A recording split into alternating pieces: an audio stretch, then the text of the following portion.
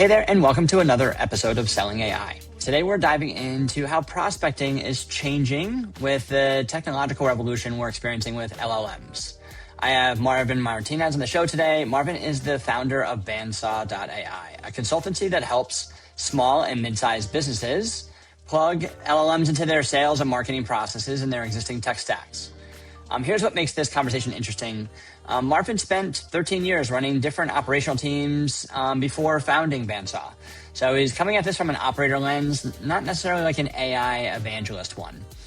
His core thesis is that if your sales process doesn't work today, layering on new technology isn't going to solve any problems. It's going to create new ones. And so in today's episode, we're going to talk about where are the right wedges in the go-to-market process to automate, why the human connection has gotten even more valuable now, and where he draws the line in actually his own prospecting between automating things and a genuine human touch. All right, let's do it. Hey, Marvin, thanks so much for being on the show here with us today and talk about how prospecting is changing. Welcome to the show. Thank you so much, Warren, for having me this day. It's a pleasure. That's great. I'm looking forward to diving in. So first, just give us a bit of your background, your career arc. Tell us about your 10 plus years in operations and then how it kind of led you to a path with what you're doing with Bandsaw. The way I like to talk about my background and experience is that I am not a person who knew AI and then decided to help business owners. I'm exactly the opposite. I'm the guy who was in operations, and I just happened to learn AI after the AI boom that happened a couple of years back. I spent over 13 years working in operations in a business process outsourcing company. I was kind of the general manager of the company, and I was in charge of managing the entire process of the company from the recruitment side, going all the way to training, quality, operations, IT, HR, and my main job was to ensure that everyone was running smoothly. So part of the skills that I developed in this role is to map the processes, do workflows, diagrams, SOPs, and when the AI hype started, I came to realize there's a lot of the things that I do every day that I do repeatedly that can be actually automated using AI. And that's when everything clicked, and I decided to co-found Bandsaw AI. Right now, through this company, what I do is to help other people like me that they know how to run operations, but that they are struggling to either grow or they are spending too much time in front of a computer. So that's exactly who I helped, and that's kind of my background and the reason why I stepped into AI and automation. Awesome. Well, let's focus on the growth piece. What in particular are you finding is super helpful when you're working your engagements and helping companies try to push revenue up? One of the things that I'm finding very consistently is that business owners are very good at what they do. Founders are very good at what they do, and they hire people who are extraordinary in the processes, sales, customer service, marketing, so on and so forth. But they are spending too much time doing the same things. And when I come into the conversation with these people, one of the things that I found very repeatedly is that they know how to do things, but they don't necessarily have it mapped. They don't have an SOP. So when I talk to them and I tell them, hey, I can help you save time because I don't want you to spend the entire Friday afternoon looking at a computer doing your thing. But when we talk about the process itself, and because they can't explain it, then that's where the friction starts, and that's what I've been seeing happening very repeatedly. I feel that business owners, they start with the tool first. They sometimes think about, hey, this tool is cool, I know that I can do so much stuff with it, but then they start framing the business around the tool when it should be the exact opposite, right? The tool needs to be working around the business. And that's where the main issues happen when it comes to AI, automation, and saving time. That's interesting. That's awesome. So, as part of that core thesis, you talk about how you should be plugging LLMs into your existing process rather than reinventing the process from the ground up. Why do you think that is? Why do you think that approach, rather than just reimagining how the whole process should work, works better for companies that are implementing new tech?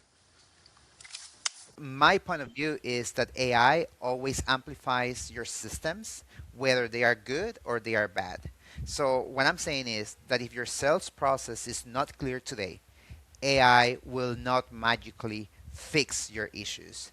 What it will do is just accelerate inconsistency. So the companies that are getting results, this is what they understand compared to the others that they don't. Number one, they know how to generate leads and where the leads are coming from and how they move from the different parts of the marketing funnel. When they know about you, when they start consuming your content, when they know that you can help them, and lastly, until they book the call with you to get the services. The companies that I know that are being successful in AI implementation, they know how to follow up with their customers. They know that when a customer comes in, you need to call them in 5 minutes or less because they want to buy at that moment. They feel the need. If you call them the next day, chances are that they already contacted another competitor or another company that provides the same service. And lastly, the companies that are being successful, they know who does what. So what that means is, I have a closer, I have a person that is very good at speaking, at delivering presentations. So in the funnel or in the entire sales process, they know who is responsible for which results. At that point in time, when you implement AI, then AI becomes a leverage instead of noise. That's a good way to look at it, right? You don't want to amplify, you're going to amplify your process. That's the negative and the positive, right? So you can end up creating bigger gaps than you had before if you're accelerating a process the way you're talking about. That's really interesting. Okay, cool. So walk us through like a typical engagement. What I know you do a varied amount of stuff in go to market. What's the most frequent thing you're trying to help someone with, and how do you kind of get them off a blank page to an end result process that works well for them? In my initial conversation with my founders, people that I speak to, other business owners, I try to ask very important but easy questions. So the first thing I usually tell them is, show me, number one, what is eating up your time? What is keeping you up all night? And then, most importantly, show me the manual version first. Like, walk me through it. Show me your system. How do you connect here? How do you connect there? And then we start measuring as well the time it takes them.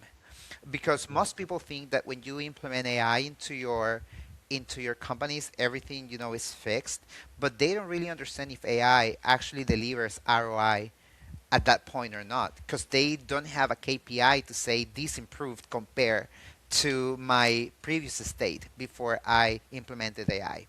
So that's kind of my question, right? So let's talk about the manual version, how long it takes you, how many people do you need for this process? And at that point in time, I know the broken point if there's one, or I know if we are ready to start, right? My next point in the conversation is, well, now that we know exactly how your process looks like, let's start with the easy ones, with the easy process that we can automate. Because most people or most companies, they believe that they have to do this very huge, complex AI agent automation in order to look cool, in order to say, hey, I am the best company out there. Maybe that's part of their promotion, maybe it's not. But at the end of the day, I tell them in my conversation, hey, let's start with something simple. Look at this use case.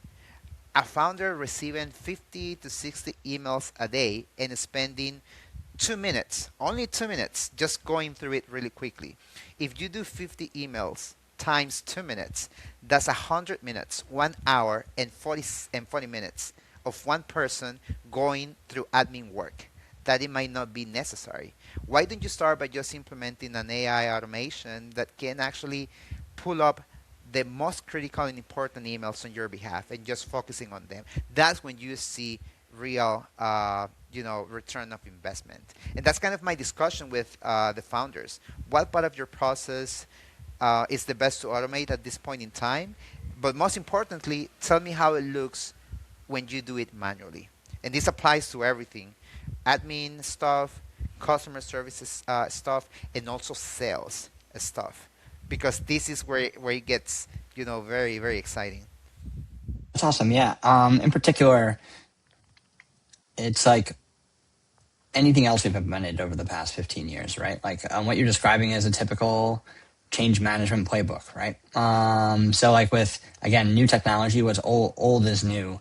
Do you find that there's anything different as part of like, again, you probably implemented for the first 10 years of your career prior to like LLMs, you implemented a lot of process change, SOPs, you analyze someone's process, you look at what's happening today, you figure out where the time savings are, the barriers to success are, and then you find solutions there. Now you just have like a new tool in your toolkit, but that tool is pretty drastic. Is there anything that you find that's different in this type of like analysis of the problem and solution to the problem than it has been before LLMs? Surprisingly not. And there's so many tools out there that can do the same function, that the only thing that makes a difference is how you use it. And I am a person that really likes to talk about examples, real things, right? Not the hype that you see in social media. Things like, hey, my AI, or I have an agent that can replace my entire go-to-market team in just one day, right? Like, not that type of stuff. But think of this: nowadays, everybody has access to ChatGPT, Claude, Gemini, Grok, DeepSeek. Imagine how many LLMs people have access to, but they are not being successful at the same rate or at the same level because they use it differently. It's important that you understand your input, what information you're going to feed the LLM or the AI with. Like, for instance, if you are going to work on a cold email outreach campaign, or if you are working on social media content creation, right? It's critical that the LLM knows your company, knows your voice, knows your brand for you to be successful. So even though there's a lot of technology and tools, because people use it differently, you will be getting always the same results. So in my opinion, in my point of view, what matters most is how you do things rather than the tools that you are using to accomplish those things. That's the way I Gotcha. see it. That's interesting. Yeah, it's I think part of it too is because it seems like a more drastic change, the change management aspect of it is bigger for folks.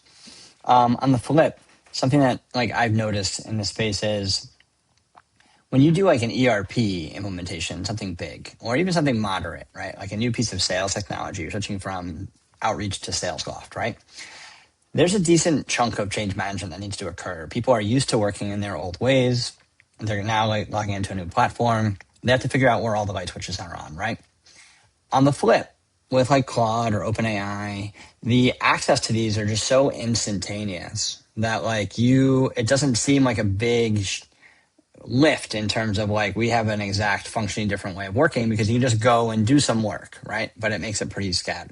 It's pretty scattered, right? So again, interesting from a change management piece. When you're implementing these processes, let's say specifically in go-to-market, let's say you're implementing a new outbound process. How are you seeing the change management piece work out? What's the reluctance to change? Is it the same as it's always been, or are you finding it to be of a different nature when you're looking at automating cold email and research and outbound?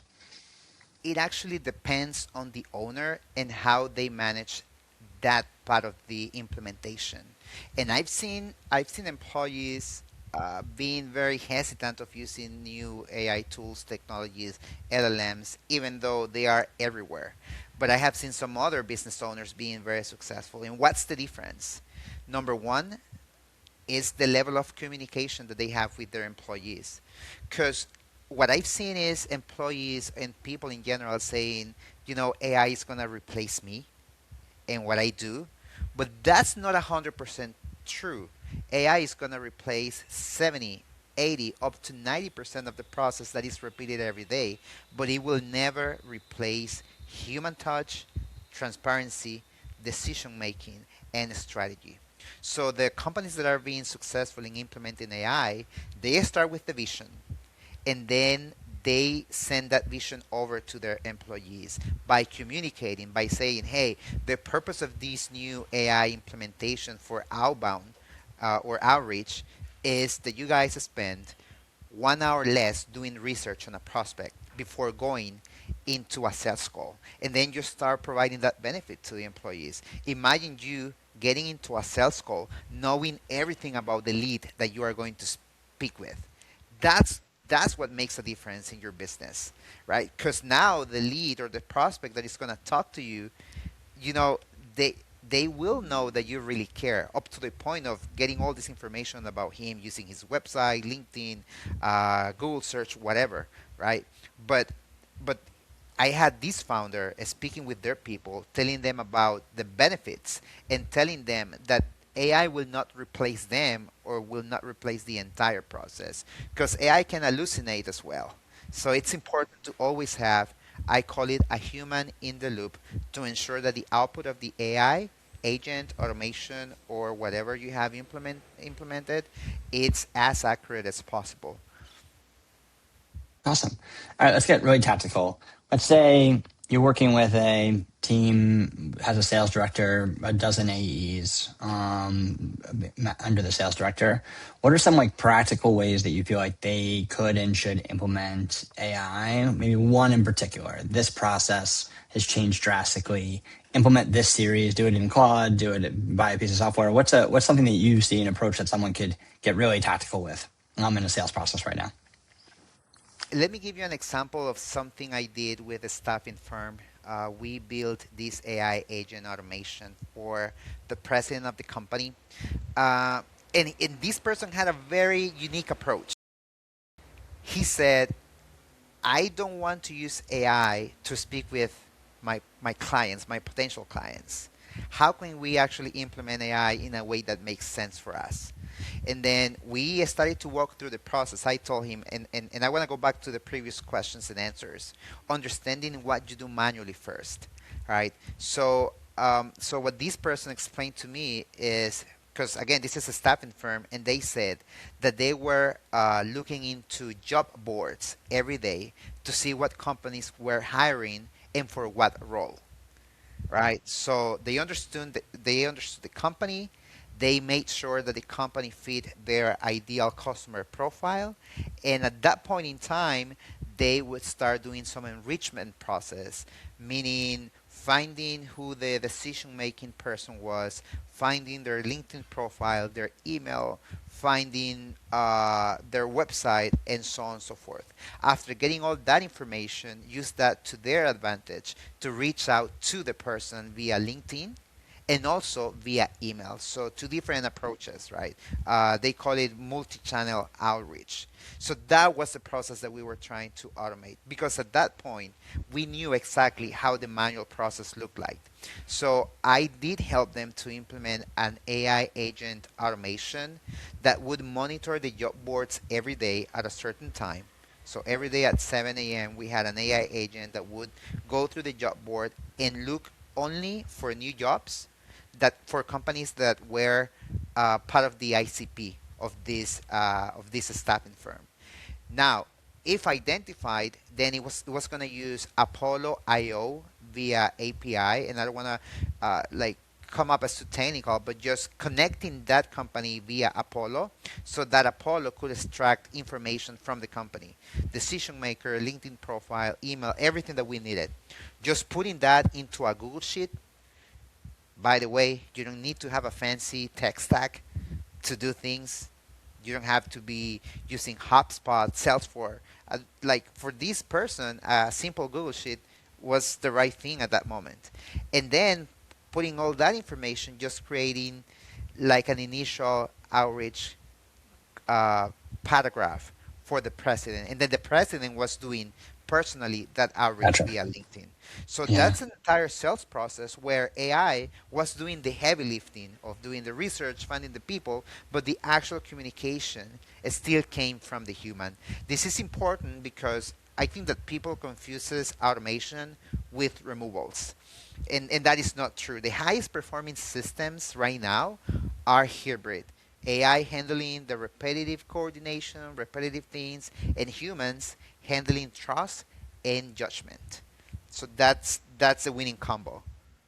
Yeah, there's a bridge across there. It's interesting. For a long time, I sent, let's say, automated messaging out that was well written, and my thesis, and it worked really well for the most part. But thesis was that like we're overrating how well a human generated message is written and how personal it is. And I've actually said this on a call yesterday that like when you read something that AI generated that you're going to send to someone, whether it's an email or a cold outbound email or LinkedIn message, you're almost always going to think it's bad, mainly because it's not you, right? It's like it's foreign, like to how you speak and how you think and how you read, and so it seems worse, right? Like uh, but in the flip, trying to take a step back and actually evaluating, would this be a valuable piece of content for someone to receive? What is the likelihood that there's some obvious errors in there that make it invaluable? If it's less than 1%, I'm going to have the same problem, right? So like writing the email, I'm going to have an error rate of 3, 5, 7% where I mess up on that messaging.